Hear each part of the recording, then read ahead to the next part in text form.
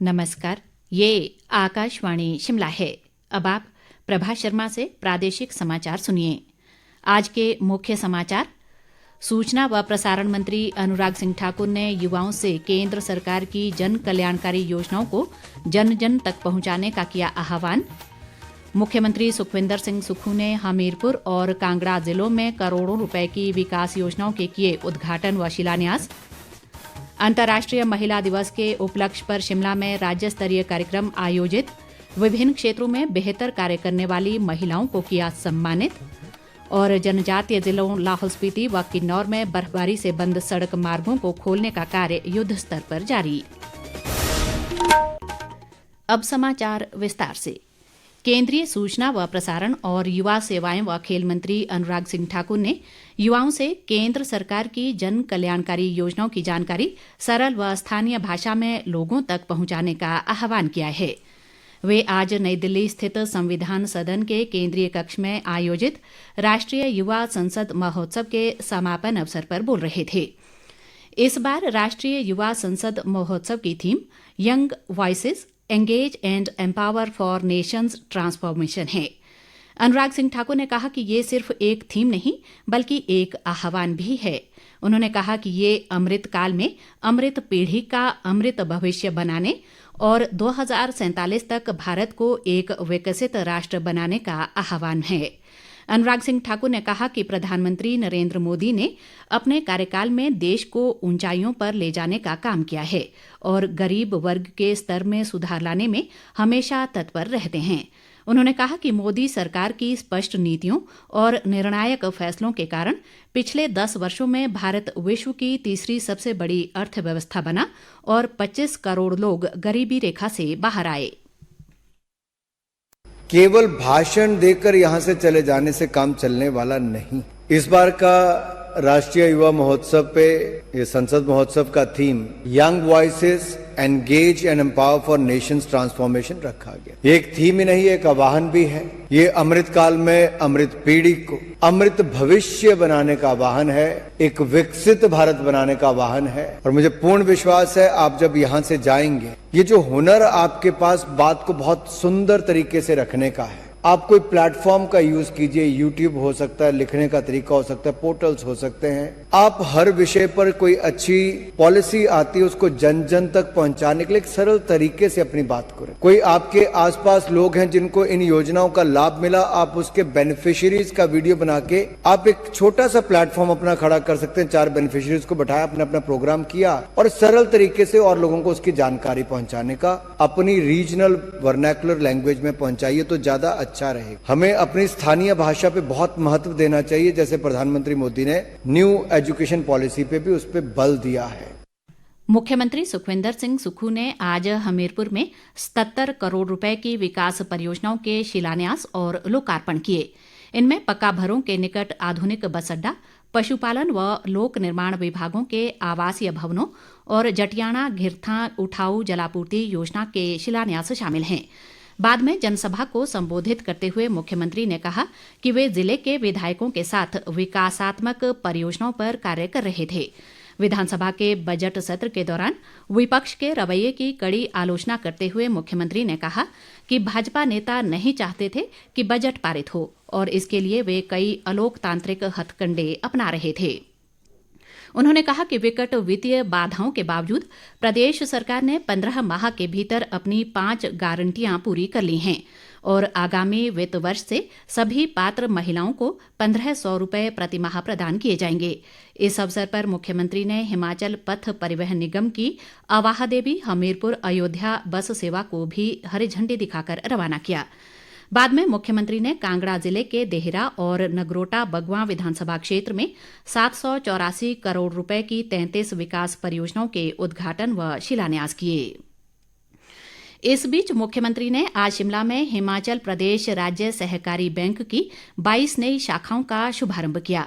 उन्होंने बैंक की 2 नई योजनाओं, एक मुश्त समाधान योजना और उच्च घनत्व सेब बागान विकसित करने के लिए ऋण योजना का शुभारंभ भी किया। मुख्यमंत्री ने बैंक द्वारा IBPS के माध्यम से की जा रही 232 लिपिक पदों की भर्ती के लिए ऑनलाइन लिंक की शुरुआत भी की। इस अवसर पर मुख्यमंत्री ने कहा कि राज्य सहकारी बैंक की प्रदेश के विकास में अहम भूमिका है।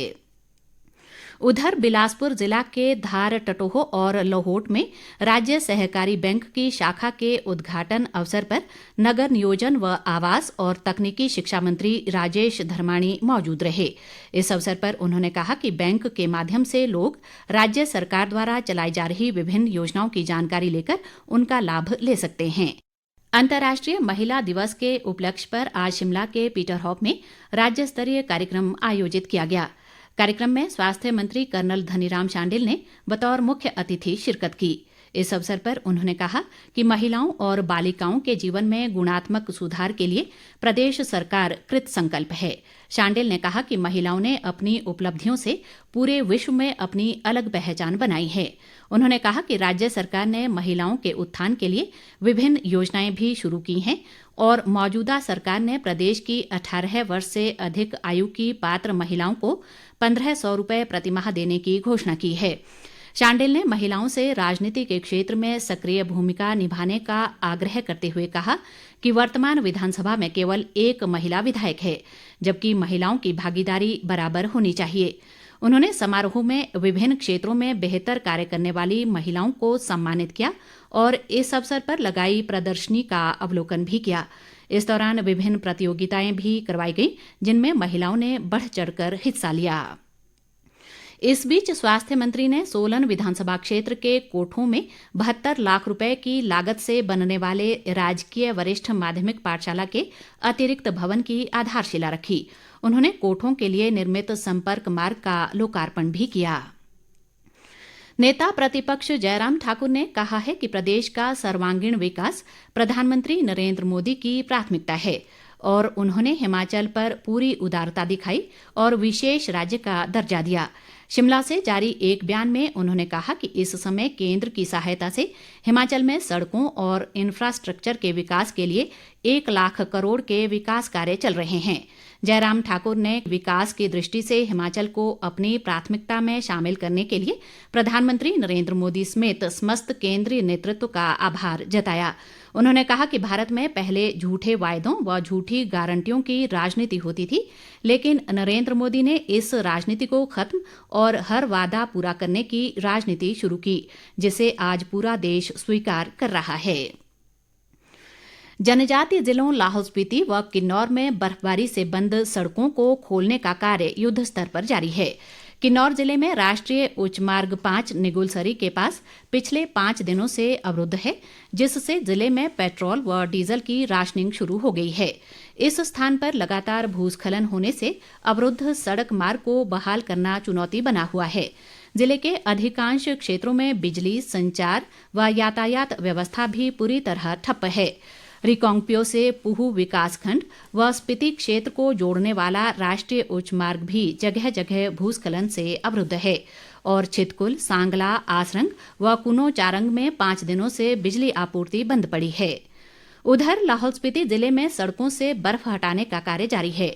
BRO के 70 RCC ने तांदी से जिस्पा की ओर 40 किलोमीटर तक, जबकि 94 RCC ने उदयपुर से थिरोट, तांदी से डाइट तक और पागल नाला से गोम्पाथंग तक सड़क मार्ग बहाल कर दिए हैं। मनाली केलंग सड़क मार्ग बर्फबारी के कारण 1 सप्ताह से बंद है, जिससे जिले में आवश्यक वस्तुओं की आपूर्ति बाधित होने पर लोगों को दिक्कतों का सामना करना पड़ रहा है। लाहौल घाटी के अधिकांश क्षेत्रों में बिजली बाधित होने से बैंकिंग कामकाज और बच्चों की पढ़ाई भी प्रभावित हो रही है। प्रदेश की सभी अदालतों में 9 मार्च को राष्ट्रीय लोक अदालत का आयोजन किया जाएगा। इस अदालत में निपटान के लिए विभिन्न अदालतों द्वारा अभी तक लगभग 60,000 मामलों की पहचान की गई है। राज्य विधिक सेवा प्राधिकरण के सदस्य सचिव, जिला व सत्र न्यायाधीश वीरेंद्र शर्मा ने लोगों से अपने विवादों के निपटारे के लिए राष्ट्रीय लोक अदालत का लाभ उठाने का आग्रह किया है। अंत में मुख्य समाचार एक बार फिर। सूचना व प्रसारण मंत्री अनुराग सिंह ठाकुर ने युवाओं से केंद्र सरकार की जन कल्याणकारी योजनाओं को जन जन तक पहुंचाने का किया आह्वान। मुख्यमंत्री सुखविंदर सिंह सुक्खू ने हमीरपुर और कांगड़ा जिलों में करोड़ों रुपए की विकास योजनाओं के किए उद्घाटन व शिलान्यास।